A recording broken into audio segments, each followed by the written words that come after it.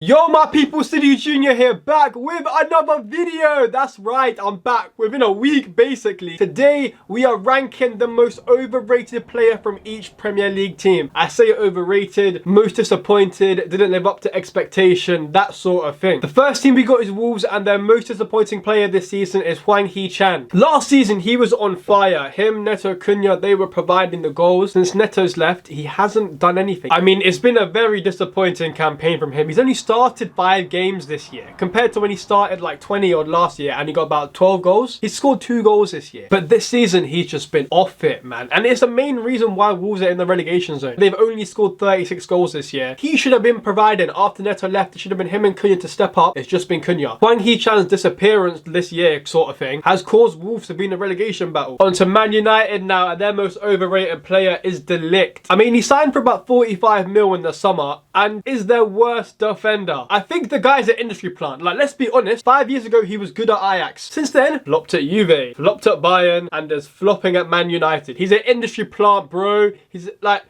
industry plant. How is he still getting these big money moves when he ain't done nothing? He came in with a big reputation to fix their defence, and he has not done that at all. He's getting attacked more than Maguire. I have not seen him look comfortable on the ball once, misplacing easy passes. He flies in recklessly all the time as well. He's just bare flying in or just grabbing shirts. Like, he needs to relax. He's an industry plant, I'm convinced. On to Leicester now, and this was a bit more difficult because no one is really rated in their squad. So I've gone for Oliver Skipp. Obviously joined this summer, young academy prospect from Tottenham, coming into a relegation battling team to shore up their midfield. Nope. He doesn't play. He doesn't play for them. He looks miles off it whenever he plays. That shows when he plays about 10 minutes a game. Under 2 managers, he's still not getting picked. I remember a few years ago, there was hype around his name. Not lived up to it at all. I mean, the last time he played 90 minutes, they lost 4-0. Name and the money he came for and with, not playing, disappointed, overrated. On to Man City now, and this is a big one. This is a huge one. I think, personally, the most overrated player in the league, Phil Foden. I don't get the hype with him at all. Cool, he won Player of the Year last year. Didn't really deserve it though, did he? It was Rodri's to win last year. How would...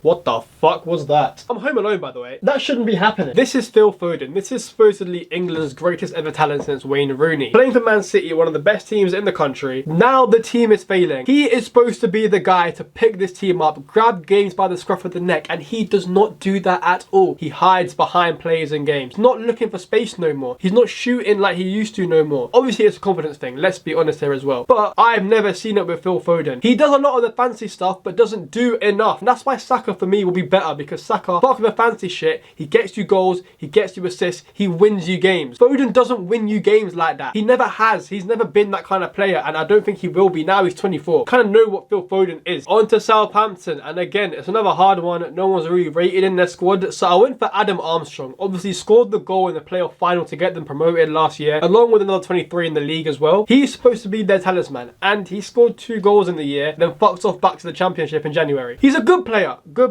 but I thought he'd hack it in the Prem. Maybe he's just a Championship kind of player. He's already scored since he's been back there. On to Fulham now, and I've gone with Muniz. I don't really know if that's right, like, if there's anyone else. It's unfortunate because Jimenez has just been cooking this year. But after the year Muniz had last year, I thought he would have kicked on and nailed down that starting spot. Like, he is 10 years younger than Jimenez, and he's just not being able to get over a 33-year-old. I kind of expected a bit more from him, you know? I thought he would have kicked on this year, but nah, not really. On to Chelsea now, and their most overrated player is Nkunku. I don't know where he plays, and nor does Maresca, because he was bought as a striker, but he wants to play in the 10, but really he's a second striker, but then he's getting played on the wing. What position is Nkunku? Like, he scored 2 goals this year. Jackson's been injured for about 3 weeks, and them goals have not come in the 3 weeks he's been injured, by the way. So he's been starting games just not scoring. Like, with the name he is. Remember, Nkunku was the guy from Bundesliga. He was going to come in and fix Chelsea's attack. He is a Conference League striker now. Like, what's happened to him? On to West Ham now, and I've gone for Kudus. A personal one for me, because of what I thought he was going to do this season. Has not done it at all. He started 21 games this year, so he's had the game time, scored 3 goals and got 1 assist. He's still doing the dribbling, he's still doing all that kind of stuff, he's still getting round players, but the final ball this season just has been lacking. Whether it's the shot or the cross or a pass into someone, he's just not finding it in the second season kind of thing. Even since Potter's come in and the whole team's improved, he hasn't. Been disappointing for me personally this year because of what I thought thought he would do. I thought he was going to kick on. I thought this was going to be a statement year for Kudus, but evidently not. On to Brighton now, and I've gone for Wi-Fi. The Donny they bought from Feyenoord in the summer. He was such a big impact on the recent success of Feyenoord. So when Brighton obviously bought him in the summer for 25 mil, I thought they were laughing. I thought they've signed a proper DM. I wanted Liverpool to get him. Premier League is not for him. The intensity is not for him.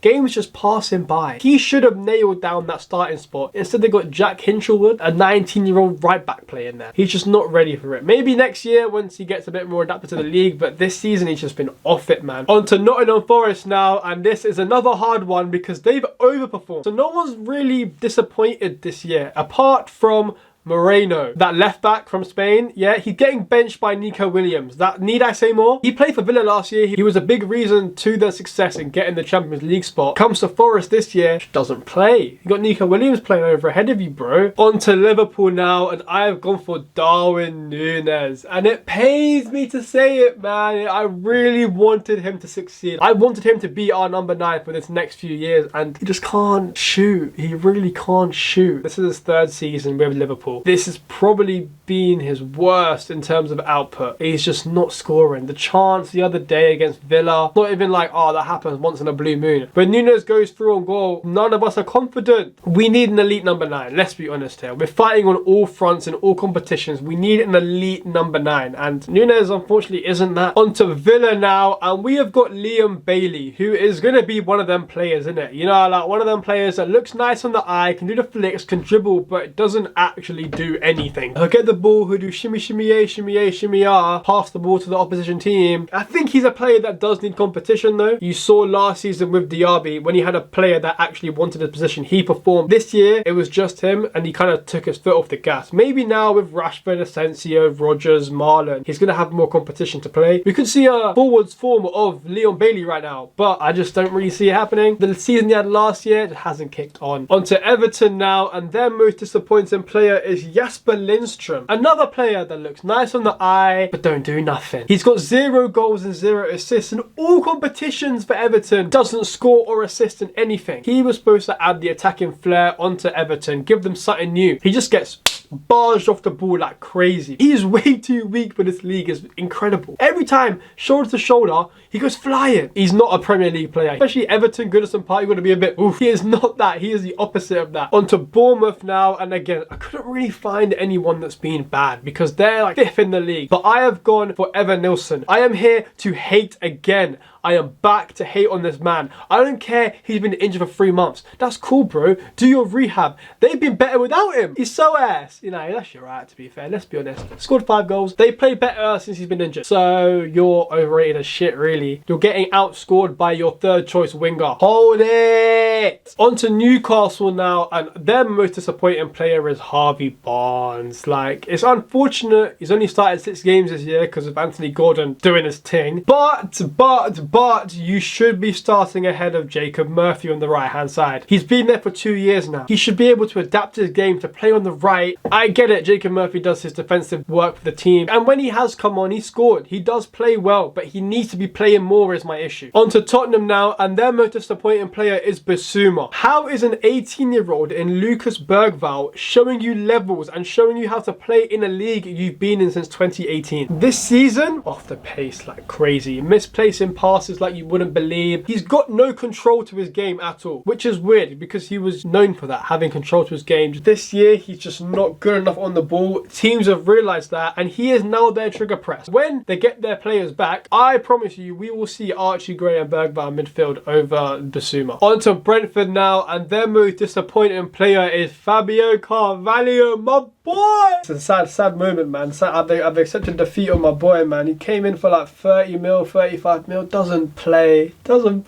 He was supposed to take this league by storm. He's not nailed down on starting position. He plays about 10 minutes a game. To be fair, he scored the other day. He did score the other day, and he was taking players on, and he got 20 minutes. Is he back? Fabio Carvalho, he might be. It just doesn't play. Like, he just needs to go somewhere where he gets played. I am never selling my stocks in this man. He will still go right to the very top. On to Ipswich now, and their most disappointing player is Jack Clark. This is again another personal one. I watched him in the Championship last year, rip it up. I thought he was going to come to the Prem with this Ipswich Championship super team and he was going to rip it up. They had to sign SidhuJr, another left winger, because he hasn't done anything. He's got about 3 assists this year, but the assists have been about 5-yard passes, and then someone shoots from about 25 yards and it goes in. Arguably Championship Player of the Year last year. On to Arsenal now, and their most overrated player is Martin Odegaard. Captain Fantastic. He's ass, brother. He's ass. He is supposed to be your guy. Now Saka is injured. He's supposed to be the guy from Madrid. All the talent in the world. Take you to the title. What does he do? Nothing. Plays sideways passes. Doesn't create chances. You are their number 10. You are the chance creator. Cannot create chances anymore. It's like his game's regressed. He slows Arsenal down. That is the one thing about Odegaard. They're on a fast break. Give it to him. He slows the whole game down. He's overrated as shit, man. He's so overrated. Finally, on to Crystal Palace, and their most disappointing player is Overrated Eze. After Elise left, I thought, right, Eze, he knows this is his club, his team. He needs to just take it forward. He was supposed to be the modern day Will Zaha. At the start of the season, when Palace were in them relegation spots, one of the big reasons was Eze's form was horrible. I get it. He's coming off a hard, long season, and then he's had the Euros as well. He hasn't really had time off. But still, you're supposed to be the main guy. Recent weeks, he's done well. He's back to being Eze. But I'm just talking from the start of the season till about December, January time. Now he's picking up again. He's blessed. I'm talking about start of the season. He was a bit wobbly, should we say, but he's calm now. That is all for today. I hope you enjoyed. A lot more videos coming because I'm just stuck in my yard. Like, share, subscribe, all of that. I'll see you in a bit, and love.